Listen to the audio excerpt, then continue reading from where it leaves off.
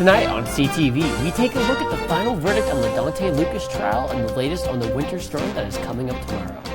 Then we'll take a look at the latest on ASCSU, including the upcoming elections. That and more right now on CTV Channel 11.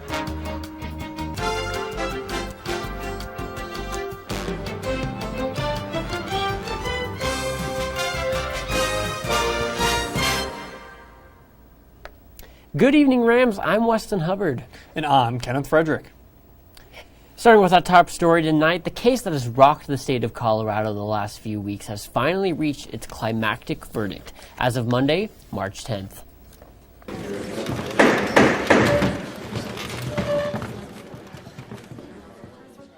The jury of the Donthe Lucas case came to a verdict on Monday evening: guilty. After weeks of the case, Lucas was then sentenced to life in prison without the possibility of parole.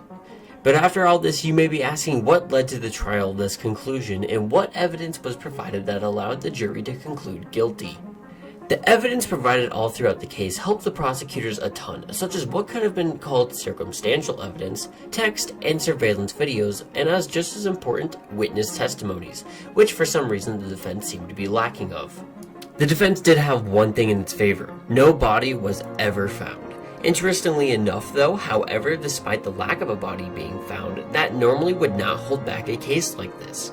According to AETV, 86% of trials with a no body end up being convicted, as opposed to a normal 70% conviction rate with cases of bodies. Why is this? Because if they chose to go in with no body, they would have to make sure their evidence was so specific that there was no way around it being the truth.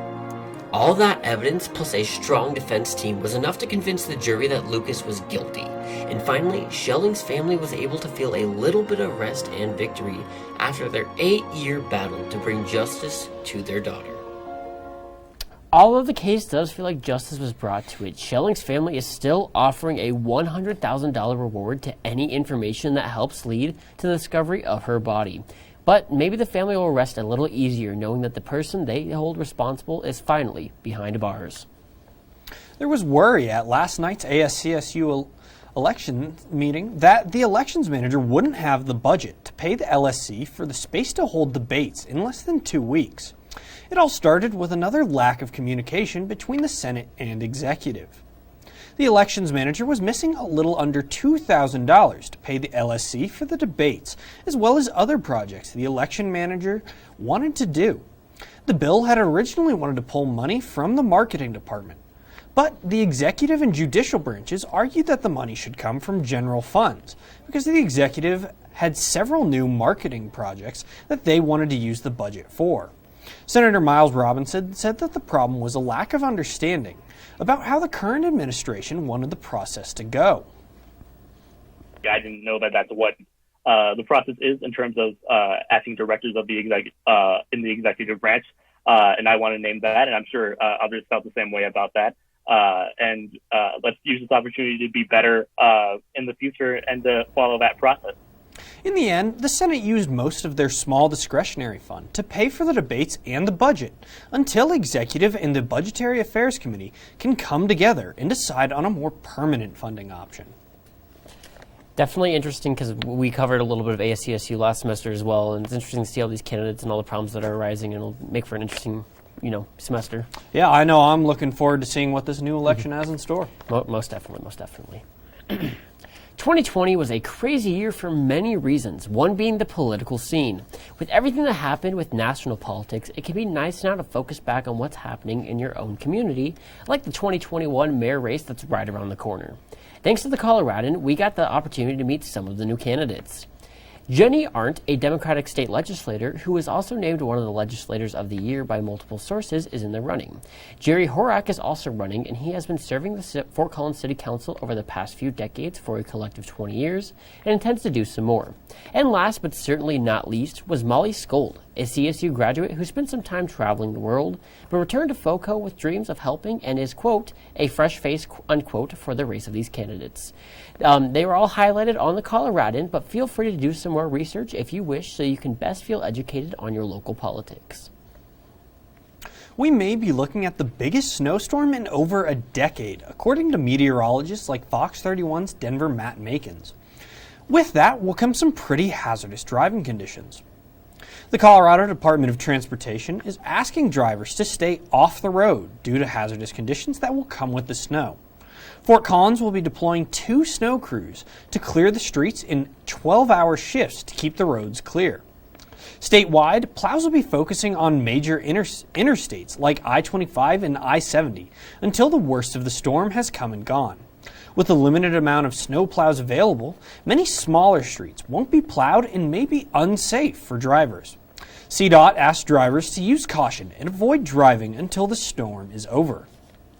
Thanks for covering all that, Kenny. Stick around, Rams, because we actually have some local weather up next with Morgan Gardner, who's going to tell you all about this storm that is coming up and what you need to do to be prepared. That's here on CTV.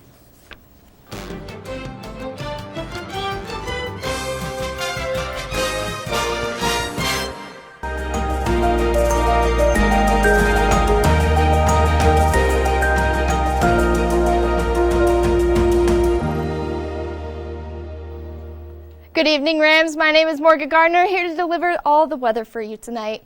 As you can see right now, our current conditions, we're sitting at 38 degrees. A little bit of rain and snow out, but not too crazy just yet. We're sitting at a little bit of wind, 8 miles an hour north, and we're in a winter storm watch warning, which I'll talk about here in a minute. And for overnight lows, you can see that it's going to be pretty cold across the region here. In Fort Collins, you can see that we're going to be sitting at 26 overnight, Denver 30, Colorado Springs 27, and Pueblo at 30 degrees. And going over to the eastern side, you can see that in Burlington, it's going to be about 30 degrees, Lyman 27, Lamar 33. And over on the western side, you can see that in Grand Junction, it's going to be 31 degrees, definitely getting a little bit of that warmer weather overnight. And Telluride, Gunnison in the lower 20s. And going into tomorrow's highs, it's going to be pretty chilly across the region, but a little weird because we're having a winter storm this weekend. So as you can see along I-25, we're sitting at, again, Fort Collins at 39, Denver 42, Colorado Springs 44, and Pueblo at 57. And over on the west, you can see again that Grand Junction's getting a little bit of that warmer weather tomorrow at 52 degrees. And across the way at Lamar, we're seeing 56 degrees as well. And going into tomorrow's forecast, we're going to be seeing a little bit of showers, and we're going to be sitting at 39 degrees with a low of 29, sunset at 6:04, and a little bit of snowfall, 3 to 5 inches, nothing too crazy there. And as we can see here, the 5-day forecast, we're going to be seeing snow showers across the weekend, getting a little warmer on Monday and Tuesday, but this weekend's definitely going to be a cold one, sitting at, again, 39 degrees tomorrow, 29 degrees of a low. Saturday and Sunday sitting in the upper 30s, 38 on Saturday, 36 on Sunday. And a little clock to remind you that it is daylight saving times. Don't forget to reset those clocks. Monday and Tuesday, again, sitting at partly cloudy with a high of 37 on Monday and Tuesday at 40 degrees. And now we're going to move over and talk about the potentially crippling historic snowstorm that will pummel parts of the Rockies and High Plains this weekend. With multiple feet of snow that could snarl travel, damage trees, and knock out parts of power in Colorado, Wyoming, and western Nebraska. The storm has been named Winter Storm Zyla by the Weather Channel, as it will most likely be one of those storms that leave people wishing snow would just cease to exist. Now let me time this out for you. Tonight we aren't going to see too much action. However, late Friday into Saturday, the snow will get heavy and last for several hours throughout the weekend. Total snow accumulation up to 30 inches possible near Boulder and Fort Collins. So if you're going to be in one of those spots where you see pink and purple, definitely Fort Collins, it might be better to avoid driving and going outdoors because it's going to be very icy and cold. Though if you have to go outside, you might want to wear a warm winter coat and snow boots for this one.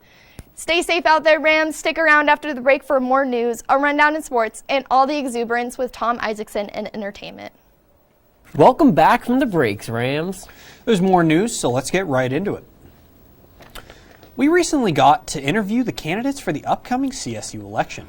They shared their personalities and plans with us, and we're going to take a look at what the candidates look like this year. Let's take a look at their campaigns through their own words.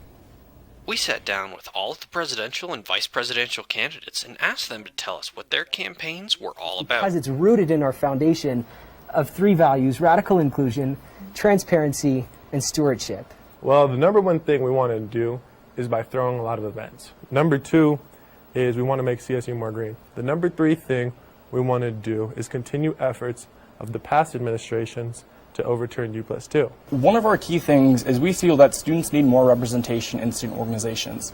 COVID has taken away a lot of the opportunities students have had to engage with the community. Is actually installing more water bottle filling stations on campus. We would work with the city of Fort Collins as well as the current administration to discover the tangibility of installing solar on top of campus buildings. Speaker of the Senate candidates Miles Robinson and Kyle Hill also talked about the focus of their campaigns. My campaign is based on unity, reunifying, the school essentially after this has been a tough year. I mean, face it. And our campaign is based on this idea that, there is still hope for this campus and for this world. Throughout this past year, it's been difficult, and that's, even that's an understatement. Each of the candidates also felt that they had something unique to bring to the race that their opponents simply couldn't. I think one thing that comes to mind is the fact that Christian and I have close to 5 years of experience. We know how ASCSU works. We know the ins and outs. My unique perspective of dealing with the administration. I've worked with Joyce and Dr. Hughes, and I've thrown and done a lot of programs. We want to make sure that ASCSU has representation from all over campus. We have a passion, a deep, unrivaling passion for CSU that I have not seen in many other individuals here. Bring table a unifying structure and a structure that brings, unity regarding. I think it's experience, not just in terms of being an ASCSU senator, but I think just life experience in general. I'm half black, half white, and I live with a disability. I'm hard of hearing. The ASCSU election is on March 30th and will be held online like last semester. If you would like to learn more about the candidates and hear the full interviews, they'll be online at CTV 11's YouTube channel. A Windsor man's entire life was changed after being hospitalized back in January of this year due to COVID-19. In his attempt to fight off the virus, his body fought against itself in a rare condition called HLH. Because of this, he needs a lot of blood transfusions, and his friends and family are to the rescue with a blood drive that is there to help and soon be in order for those transfusions to be possible. This blood drive will be held on Saturday, March 13th from 9:30 a.m. to 3 p.m. at the UC Health Garth England Blood Center. All blood types are needed, and if you're not terribly afraid of needles like some people, this is your chance to donate.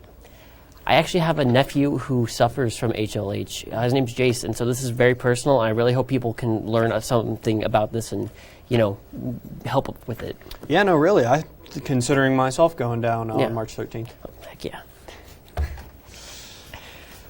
Well, with that, we have Samantha telling us about the Disability Center here on campus. Oh, yeah, let's hear about that. The Disability Center at Colorado State University has found a way to actively engage with students while promoting disability awareness. CSU's Student Disability Center has released their new podcast to allow students to become more engaged with disability awareness. Getting students to attend virtually was difficult, and so it's trying to think of ways to get information to students if they wanted to engage with information in a way that was maybe more accessible to them or more easy to engage with. And so I was thinking about how popular podcasts are, and that maybe instead of having an in-person or a virtual dialogue on Zoom, we could just put a podcast out there where some could talk about their experiences or their thoughts. Because it is a new podcast, we haven't been able to see long-term impact on students, but some of the initial response we've been getting from students very positive, that they're feeling like this is a place where they feel like their experiences are being heard. It's an opportunity for them to learn more about the disabled community. I think it's another way of trying to normalize disability in society. And so I think students are really feeling positive impacts because of that. The podcast recently wrapped up their first official episode, which can be found on the Student Disability Center's website. Anyone, whether they are disabled or not, can take this podcast and learn something about what disability is, what it isn't, what the experience of people with disabilities is like, and how we can create a more inclusive society and culture that normalizes disability and accepts it into society rather than marginalizing it. The first episode of the podcast can be found at disabilitycenter.colostate.edu. Back to you guys. Thank you, Samantha, for that. That was awesome. Can't wait to check that out. Imagine that in 70 or 80 years, you were recognized for the work that you're doing right here today. Well, that turned out to be a reality for Theda Esminger, a 105-year-old resident of Fort Collins who is being recognized for the work that she provided all the way back in the 1930s. Theda did a plethora of jobs for the Fort Collins Community Commissioner's Office, such as being a bookkeep for the public welfare as well as the offices and stenography. She did all of this to help provide for her family during the Great Depression, and 70 years later, for all that awesome work, she is getting the recognition that she truly does deserve. The Poudre School District's middle and high schools will be moving into all in-person classes starting on March 22nd. This is a decision that goes against the CDC's recommendations of keeping schools hybrid until case rates per 100,000 people is 50 or below. The school district, however, is confident about reopening, with over 70% of teachers and staff being vaccinated. In an interview with the Coloradoan, Corey Wilford, a spokesperson for the Larimer County Health Department, said, quote, "We really think that the best place for kids is in school," end quote. Well, Rams, that's all the news we have for you tonight. But make sure you don't go anywhere. Madeline Davis is up next with the latest on the Blitz.